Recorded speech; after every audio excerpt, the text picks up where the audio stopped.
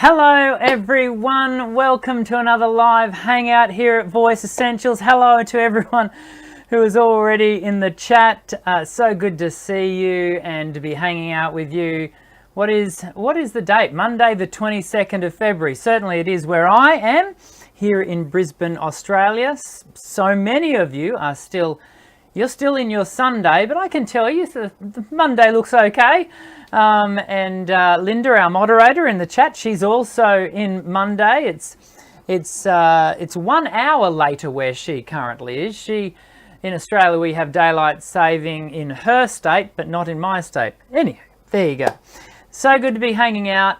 We're going to be doing a Q&A today, and as you know, our Q&As together are always a great opportunity for you to ask your questions, and for me, to my best ability, to answer your questions. And if I don't know the answers, well, I'll always declare that. And in fact, our first question, which we'll get to in a moment, from Rohith, is going to be one of those questions where I think I'm going to have to hedge my bets. But anyway, we'll get to that question in a moment. Before we do some housekeeping, because so many of you chime in every week, it just, you know, as I was seeing some of the chat that was happening just before we came live, seeing some of the chat, and it warms the cockles of my heart to see just the manner in which the Voice Essentials community, both here within the live chat we do every Monday, but also on the Facebook page, the way everyone, you know, is caring and encouraging, and yeah, so thank you to everyone that participates in the community with that kind of spirit, because that is the culture that together we are developing, and we can only do that together. So let's continue with that. One thing that I wanted to let you all know is that the Voice Essentials online singing courses, which you can get to via the link that is going along the bottom of the screen here, voiceessentials.com.au. The courses, I'm about to raise the price of those. And I'm letting you know that because you can still get it. Now, these prices are going to raise within about 6 days. It'll be basically the beginning of next week. And so you can save some significant dollars by getting in now and purchasing those online courses now. In fact, if you purchase the Pro bundle, you'll save yourself $100. And you might wonder, well, why are you raising the prices of the online courses? Because, to be honest with you, I've had colleagues and even the feedback I'm getting from participants who have enrolled, saying that I am underpricing this course because of the value that is embedded within it. I've underpriced it, and I've been kind of torn. Well, yeah, but I want to make it accessible to everyone. But equally, you know, I want to communicate through the price that it is worth what it is worth. So, anywho, you can save some dollars for the next 6 days if you so choose to.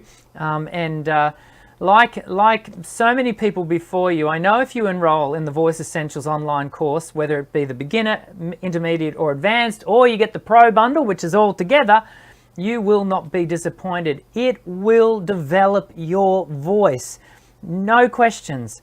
And so you can go and check that out. Next week, we have Kate Baker coming onto the show. I don't think Kate's been on the show for a couple of years. Last time, we actually got a bit sidetracked when Kate came on the show. We ended up talking about TV talent shows. I think our original idea was actually to talk about auditions.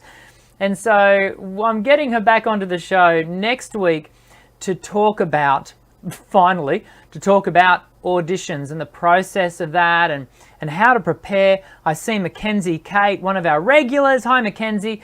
I see Mackenzie is doing a music course, a music degree, and you're looking into auditions at the moment. I saw that in the chat, Mackenzie. So this is going to be so timely for you. Even if you're not currently prepping for an audition, I think you want to tune in next week, because I think it's the process of audition and preparing for audition. It has got a lot of side avenues of discussion that are really going to be of value to you in the way you prepare for any performance. So make sure you tune in. Of course, we have live guests on the show every couple of weeks often. Last week we had Michelle from the Speakeasy Collaborative, her own website, which is Faith Culture Kiss. Isn't that a cool name? Anyway, so Michelle was on the show, and I knew she would kick us off for our special guest for the year 2021 with great vigor, and she did. It was a great discussion. So after today's Q&A, go and check that out. You won't be disappointed in some of the wisdom that Michelle and I talked through. There's more. That was very, very presumptuous of myself. Certainly wisdom from Michelle in the way we talked about mindset and the way we think and approach not only our voice but our learning and what have you. Two other things.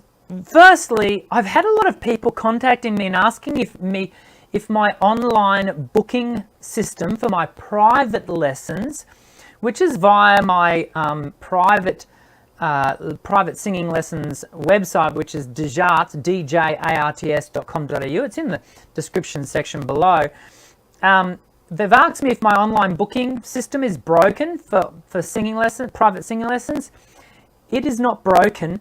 It's just that I am absolutely, currently, as of, what is it, the 22nd of February, I am just chocker. Like, I've got so many students at the moment, which is a wonderful problem to have, but it does make it a little harder to try and find available spots. If you are wanting a private lesson, please keep checking that online booking form, because I do get the odd an occasional cancellation, and so you might get lucky. You might find a time. We're getting some static, are we? I'm just getting a message from Linda to let me know that we're a bit crackly, and I don't know why that would be, to be honest. I can check. What I'll do is I'll switch over to this mic. Able to hear you, but when you speak, it's crackly. That's interesting to me. I don't know why that would be. I wonder if I clear in between. That would suggest it's something to do with the mic, which is a bit of a shame. What I might do, and do that. I wonder if that fixes it. Keep letting me know, Linda. I can switch over to a different mic. And yeah, so Terry Scuba Girl. Hi Terry, I hope you're feeling better. Terry was not feeling great in her private singing lesson this morning. No, still bad. Think it's less now. What I'm going to do is I'm going to switch over to just my webcam mic, just so we can remove that annoyance. I wonder if that prob was the mic. Yeah, I've just switched over to the webcam mic. I wonder if that's going to work better. Hopefully the sound is better. Still not great. Yeah, okay, I wonder. Hopefully that'll improve. That's the webcam. Better now, guys. That is better. Okay, we'll leave it on the webcam for whatever reason. Obviously the lapel is playing up a little bit. Let's continue. So yeah, so anyway, if you are looking for a private singing lesson, please make sure you just keep checking back, and we can go from there. Okay, finally, as we get into our Q&A, please remember, if you absolutely must have your question answered, then make sure you leave a super chat. That way you will rank up in the process, and I'll answer your question. Otherwise, we're just going to get into answering the questions chronologically. And also, you know, I've got my regulars who chime in to ask their questions every week. For my regulars, I'll always try to answer your questions, but I do want to share the love a bit for those who are chiming in for the first time and engaging for the first time.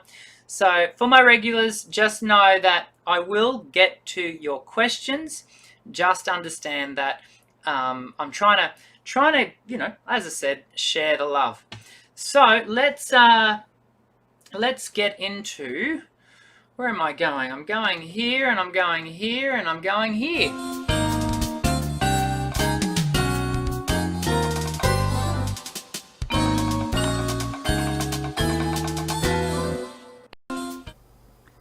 Okay, now can I just let you know I've gone back to the old mic just as to see whether that is clear again now. So as we get into it, Linda, I'm sure you'll let me know just to tell me whether the mic has cleared up.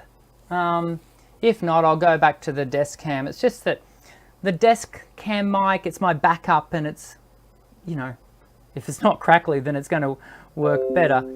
Old mic is clear. Okay, well, we'll proceed according to that.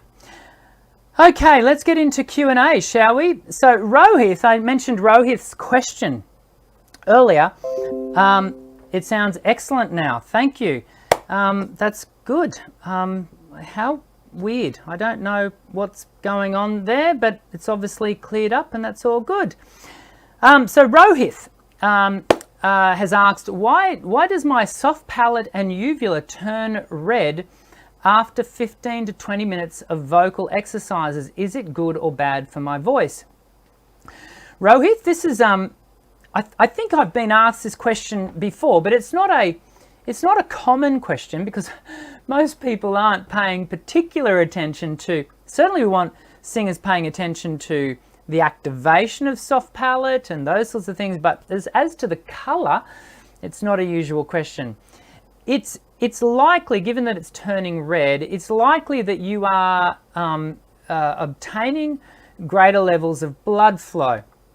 I'm going to, as I said at the very beginning of the show, I'm going to kind of hedge my bets a little bit to say, but I'm not sure. I'm not certain that that's absolutely the case. The fact that you're suggesting that it's turning red, that maybe pre-singing it's not red, it's sort of probably a whitey pink, and then it's turning red, would suggest blood flow to me. Now, other things that can cause the vocal tract to have a red hue to it, or a deeper red hue, can be reflux, is more than often the thing, or it can be infection.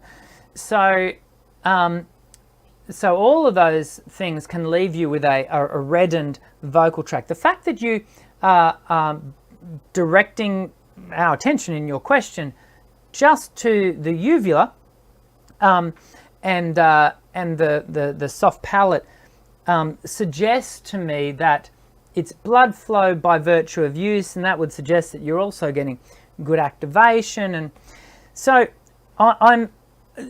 this question, if you absolutely had to have a definitive answer, because I don't think it's good or bad for your voice, probably, but a laryngologist would be the absolute best person to ask that question, because they would be able to do a full analysis, a full diagnosis with camera, etc., to ensure that there's nothing else going on there. So I certainly can't rule things out. That's not my job. But you know, if you ask, is it good or bad for your voice, I'm given to saying no, particularly if when you are using that redness, if it's not interrupting or disrupting your phonation, your voicing, then I can't see that would be, you know, a major issue. I hope that answers your question, Rohith. Nina, how should I get started with music? Big question, Nina. Music is a very, very big field. It depends on what area of music do you want to get started in. Where does your passion lie? And do you want to be an instrumentalist? Do you want to be a music writer? Do you want to be a singer, as in, you know, perform? it really comes back to, you know, what area of music are you interested in? And then you need to start sort of stepping out, what do you want to do that? So for example, let's zone in on sing. Let's say we refine your question a little further. How should I get started with vocal music? So then we go, okay, well, what type of vocal music do you want to do? Classical? Do you want to do contemporary? Then we refine it even further. Do you want to do rock, pop, country? Do you want to do music theatre? Do you want to do heavy metal? Do you want to, there's rap? What sort of vocal music, contemporary, do you want to do? And then we start to refine it further and go, okay, what do you already know? Where are you already at? And given that you're saying I want to get started, then you know, when it comes to voice, certainly what you could do is, you know, commence one of my online singing courses, the beginner course, Voice Essentials 1 online singing course could be a good place for you to start. The first module is absolutely free, so you could check that out. And that would be where you could go from. And then often that will then lead you into maybe doing something more one-on-one with a singing teacher in a studio setting, whether it be online or whether it be in a studio with that person. I hope that's helpful. Rual has asked how to use false chords correctly. Please throw some light, Dr. Dan. Interesting question, Raul. Raul, I'm hoping that's how I pronounce your name. So Raul's noting here that we have true folds, you know, the actual vocal folds themselves, and they're often referred to in the vernacular as true folds. And then we have sitting above those your false folds, which is kind of the body of membrane that sort of sits above and to the side of each vocal fold. I don't have a video at my ready to be able to show you, but nonetheless, those, and I'll just get rid of that because otherwise that's going to be annoying us for the rest. That's all. It's all of Linda's messages coming through. Those false folds, what can happen is typically in unbalanced voice, particularly in contemporary voice, those false folds can find themselves bearing down on top of the true folds, which can inhibit the activity, the oscillation, the free ripple waving of the true folds, the vocal folds. And we refer to that, and that'll often be happening with constriction or an over narrowing of the pipe immediately above that, called the laryngopharynx. That altogether is more often than not referred to as supraglottic constriction. So when an unbalanced voice, an untrained voice is having that happen, we are getting activation of the false folds, which causes a unbalanced or disruption to the even ripple wave of the vocal folds. That being said, false folds can also be used and employed to create body and, in the case of pressed phonation, more bracing, if you will, of the true folds in the way they adduct. And so you get this sort of bearing down of the false folds. We can see this used often in things like contemporary vocal and in sort of the heavier rock modes into heavy metal. So there are skills that we can learn, and more often than not, I'm given to directing people to Melissa Cross and the Zen of Scream, and she's got a whole heap of stuff in that field. We had Melissa on. We've got to have Melissa on again this year. It'll be really good. It'll be really good to have Melissa on the show again if we can. And she came on to the show and we talked through that. So you can look on the channel and go looking for a what's the right word? the show with Melissa Cross, if that's helpful. Raul, poker brain. I hope that answers your question, Raul. Poker brain. How do you know you are getting better at singing? You know, this is such a common question that I've done a whole video on this, where I talked about, well, how do you know that you've arrived? And without looking to be dismissive of the question, poker brain, the reality is you never arrive at getting better, because the biology of the human being is aging and constantly changing. Because of that, there is a constant sort of ever steady change to what we're working with. That being said, there are milestones that we can develop around the development of our voice. And this is why, for example, with the online singing course with the Voice Essentials, it's very progressive. You do have Voice Essentials 1, the beginner level, then up to intermediate, and then into advanced. Now, for those of you who have found yourself working on the advanced activities, you know that had you not laid the foundation for the beginner stuff, you would find the advanced stuff quite challenging. The breath skills required, the tension management, the vocal range that we work on in the advanced level course is significantly higher in what it requires of you than in the beginner. And so when we're doing a progressive course like that, Poker Brain, we get to see our development. Now, of course, we also then want to see not just our technical development, which is what Voice Essentials is very much focused on, but we also want to see our development in our performance of whatever. And for most people that are doing singing, not all, but for most, there are often performance outcomes that they're seeking to do. And so we can see ourselves develop not only in our ability to manage our performance anxiety. Maybe it becomes easier for you to step onto stage the more often than you do it.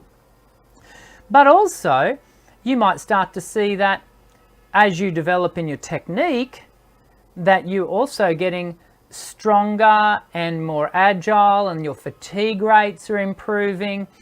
You're able to sing longer. Your repair rates improve, so you're able to, it doesn't take you a whole week to recover after one performance of 3 songs. Maybe you're able to do 2 or 3 nights in a row and be vocally still very healthy. So there are a whole range of markers that will tell you that you're getting better. On top of that, and this is where most people go directly to, on top of that, the other thing is going to be, you're going to get feedback. Unfortunately, or fortunately, depending on where you stand, people often are not, backwards in coming forwards in telling you how you're going in your voice. And this is one area that we do need to, prepare ourselves psychologically for, to know who to take that feedback from. But, it always really gives me a great sense of satisfaction to hear a student come into their lesson and tell me about a performance that they've had and some unsolicited, really positive feedback that they receive from an audience member or what have you. So, give that some thought as to applying that to your own space, Poker Brain, and hopefully you'll be able to apply that. Kiana, I'm loving all of these new names. There's people that we've not had here on the show before. I hope you're all feeling very welcome. Kiana, how much is this online course and how do you treat swollen vocal folds? So Kiana, the online singing course currently for the next 6 days, each individual course, so whether you do the beginner, the intermediate, or the advanced, they're all $197 Australian dollars. And this is the key point. $197 translates to typically less than $150 US So that's a point to be made. And if you get the whole Pro bundle, it's $397 Australian. But by the end of next week, that'll have all changed. So check it out yourself. Go and visit the website, and hopefully that will help. As far as treating swollen vocal folds, Kiana, go and have a look at a video. Search on my channel, Dr. Dan's Voice Essentials, for one of my more recent videos where I talk about dealing with a tired, sore voice. And if you just type in tired, it will come up. It's got a blue thumbnail, like a bluish thumbnail background with my mug on the front. Okay, Flatty Kawa. How do I achieve a heavy metal punk rock-ish kind of voice? That's a good question, Flatty, with a lot of work. You know, a lot of people can produce really what generally is referred to as distorted vocal sounds, but more often than not, we find ourselves producing those sounds in a very unhealthy way. And so it does take someone to work with you and for you to develop that really balanced distortion within the sound. And can I just say, you know, just because, and this is a thing that we see on YouTube a lot, okay? Just because someone can do it themselves, and even if that person has been doing it themselves for years on end, does not mean they can teach your anatomy how to do it. Such an important point. They may well be able to. They may have techniques that empower and instruct your anatomy on how to create a distorted sound, or any technique for that matter. But be very careful that you don't take up instruction of a monkey see, monkey do kind of nature. Because, for example, just because my male anatomy can do certain things with my voice does not mean that that will just automatically apply to the female voice. And it behoves me as a singing teacher to have enough mechanical knowledge, physiological knowledge, acoustical knowledge of the human voice, in this particular case about a female voice. It behoves me to instruct the anatomy, not just say, listen to me do it, now you try. So be careful with that. Again, with that, if you really want to get started on that ASAP, Flatty, could direct you to, if you want to do heavy metal, I'd direct you to the Zen of Scream with Melissa. However, if you wanted to do punk rock, certainly the work I do with singers, I work with people who are wanting to sing, you know, punk rock and what have you all the time. So you can have a look at the Voice Essential stuff. Mahogany, Daisy, how can I find vocal instruction lessons if I have a low budget, or are there alternatives to one-on-one teachers? This is why I do the online courses. The gold standard of learning to sing is one-on-one. That's the gold standard with a qualified, experienced singing teacher. However, the reality is that that's not accessible to everyone. And so that's why I've developed my online courses. I feel like we're talking a lot about the online courses today. That's why the online courses are there for you to engage with. Now, I'm more than happy to also tell you that if you search 7 days to a better voice, or look in the description section below of this video, Mahogany, you are going to find a link to my 7 days to a better voice free vocal mini course. It's an email-based course, but it gives you everything for free for 7 days. Every day you'll receive an email, and it will get you started. It's only designed to get you started. It will give you some basics, some key things for you to start workshopping on your voice. I've made that completely free, including some tracks that go along with it. And I do that because I know there are so many of you who do struggle financially, and don't have access to to dollars. And so that's there for you to at least have something to work on. And then when you're ready to move into, you know, the fuller courses, then hopefully you'll consider doing that with Voice Essentials. That would be great. So 7 days to a better voice is where you can start with that mahogany. Moonstar Leah. When I sang and my throat feels hurt, what does this mean? Also, what techniques should I use when I am singing and dancing? Your throat hurting when you sing can be from a whole range of things, and so I have to be very careful in my answer here. That's a very broad question. It can be from everything from you've just overdone it a bit, right through to there could be something significant going on. It's more likely to be at that first point of the spectrum where you've probably just overdone it a bit, and more often than not, it's because we're overloading the voice. And one of the key hints that you're giving me that could be the case is that you're talking about singing and dancing. One of the challenges that dancers often have with their singing is because you're being taught correctly for dance to maintain quite a rigid abdominal wall and tuck the tummy in, that restricts that movement of the diaphragm, which causes you to breathe quite high. And as a result, you can find yourself doing all of the breath management with your larynx. And so there is quite a journey of development for dancers who also want to sing.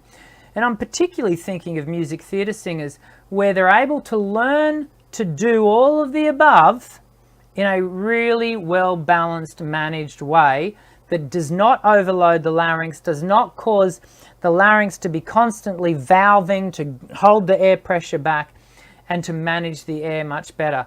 So Moonstar Leo, I think that could be what's going on there for you. But again, as far as what techniques, check out Voice Essentials online singing course. There's heaps there. Gibbs Herbert Akina. Hello, what voice techniques do you recommend for reggae singers? I'm sort of a high baritone. Any advice? First and foremost, Gibbs, I highly recommend, in fact, this is the recommendation I give to every student who is purposeful about a very specific genre. So you're asking after reggae. So you need to be spending time listening to a wide range of reggae genre pieces. You almost certainly probably are already doing that, but it is an important place for us to start. And by that I mean not just your all day, every day, reggae singers. Try to go off the beaten track a bit. Try to find out what is the breadth of vocal employment. What is the variety, the diversity of employed phrasing and those sorts of things. Because what you don't want to do is become lockstep. You want to be able to sing the genre and be applying the correct phrasing, articulation, and they're the two things that are really going to stand out with reggae. The way you shape not only vowels but consonants, they're going to be the key attributes. But what you don't want to do is become simply, a copycat of just the key voices that you would hear typically and associate with reggae. And so go in search of a variety of listening experiences vocally and have a listen to those. And that's what I'd recommend you do, Gibbs. Mr. Human. Hi, Doc. Last time I mentioned that I tried to push my lungs out while falsetto. I forgot to mention that the other times it's a piece of cake. So is it some kind of tension build-up? Or almost certainly. I think you've answered your own question there, Mr. Human. It's very rare where an increase in subglottal pressure gives us gives us a positive outcome for sound. More often than not, if you are overloading the underneath, the pressure, the subglottal pressure of directly underneath the larynx, over time that is going to lead to problems, almost certainly. There are exceptions to the rule, but you get my point. Aruna Kumari, can I bring back my voice? I actually lost my high notes. Aruna, there would be some discussion required in that regard. Losing your high notes more often than not means that you've got some swelling of the vocal folds, or there could be a range of reasons: vocal fold hemorrhage, nodules, a cyst. I mean, I'm not telling you you've got any of these. The only person that can diagnose a voice from a pathological point of view, and to a great extent a functional point of view, is a laryngologist or an ears, nose and throat doctor with the right equipment. But I'm just telling you, there's a whole range of scope of that your question needs to take into account. That's a bit of a theme of today's session, I think, is to just remind us I do try to give you the simple answers when the simple answers exist. But what I try not to do is just, skate over complexity for the fear of error. Yeah, so we've got to be careful here. I know that there are, online we'll often go searching for the simple answer, but we're working with a very complex instrument. This is an anatomical instrument that is the most, instrumentalists don't like to hear us say this, but the human voice is the most complex instrument on the planet. And for that reason, there are often very few simple answers. And so, anywho, you can lose your falsetto because of a disruption to the vocal fold lengthening, but also there can be, if there's swelling, so reflux, for example, can lead to a loss. So a lot of these things can be remedied and rehabilitated with the right, instruction. And I would encourage you to just rephrase, as I do. I encourage my students often to rephrase the use of the term lost. Your notes are not lost. You're just not able to access. They're there. The larynx is still there. It's all there. But they more often than not, they're not lost to you. You don't have access to them in that moment. And so it's a matter of finding the key that will reopen the door for you to access that area of your voice again. Tobias, I have a show coming up. I just need 3 helpful tips really quick. Tobias, first of all, good luck with your show. I hope it goes great. Always remember, everyone in the audience wants you to do well. Yeah, they've got an invested interest in you absolutely kicking it out of the park, or hitting it out of the park if you're American. To really hit it, to have a great show. So that's the first thing I'd tell you. Just mentally orientate yourself towards positivity. Secondly, show due diligence and warm up your voice. Don't over warm the voice. I've got a number of warm up and cool down videos that you can check out via the channel. So I'd do the 10-minute vocal warm up and be diligent, and do that within 30 minutes to 40 minutes of going on to do your show. And be diligent with that. I would add to that, don't only do that prior to going on to do your show. Do it in the days leading up, so that that you know it, that you can, kind of be really au fait with knowing what's required. So that'd be the second thing. The third one would be to do a vocal cool down afterwards, and there's also a vocal cool down activity that you can do via the channel. And then finally, don't see this as a singular event. Developing your performance is regardless of whether you have a great show, an ordinary show, or a bad show, don't see that as being the be all and end all of how your vocal skills are going or your performance skills. See it as in a moment in time, celebrate it if it's a great one, chalk it up to experience if it isn't, and move on afterwards. We often, there's so much build up to performances that, we often, then sort of don't sort of be thinking about the next one. Anyway, I hope that helps. Tobias, you asked for 3. I think I gave you 4. Matt, so good to have you, Matt. Always a pleasure to have Matt here in the chat. And I'm going to do Matt's question and one more. Dr. Dan, I've heard it said that if you don't use your voice, you lose it. Does that mean you lose your range, or does it mean you lose your progress with regards to experience or knowledge? Great question, Matt. And the way I'll answer it is this.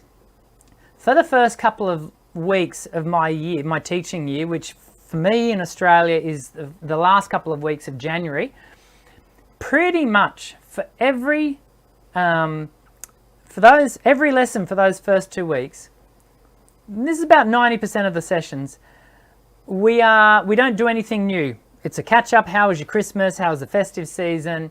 And then we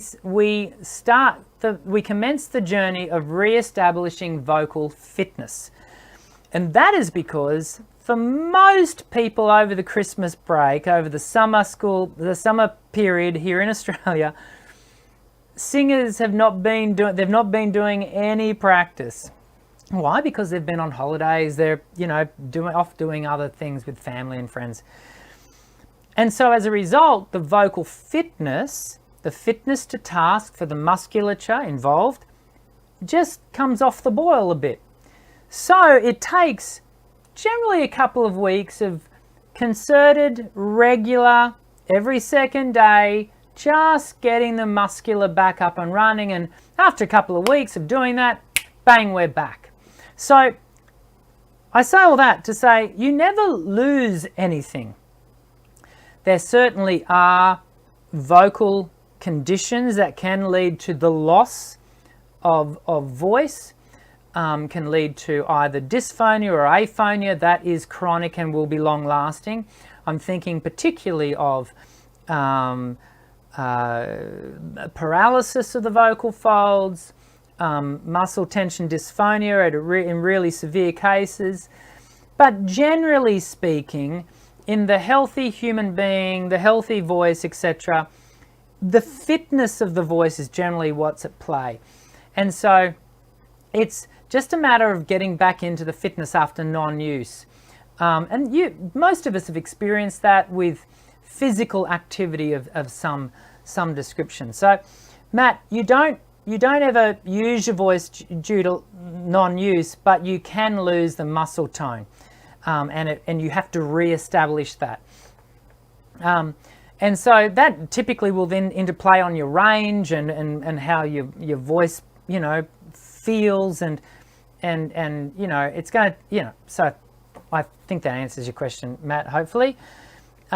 It's never a case, and I always have to reassure students, this is not a game of snake and ladders where you suddenly your voice just loses all the knowledge. Certainly that's not the case with my students, because my approach is one of rewiring muscle memory. So if we're traveling the journey well, and if I'm doing my job, because we are teaching a new muscle memory, then that muscle memory, hopefully, is going to be in place and remembered when we come back to the use of the voice. Now, that doesn't mean that fitness is remembered, as in, it's not, you can't leave the voice for 6 weeks and come back and start singing and expect it to be exactly where you left it. No, you will have to re-establish the fitness. One last question for Alyssa. Is it possible to teach yourself to sing? I'm just sorry, everyone, about not getting to everyone's questions. Is why the super chat's helpful if you absolutely must have your question answered. Do not put a super chat in now because I won't have time.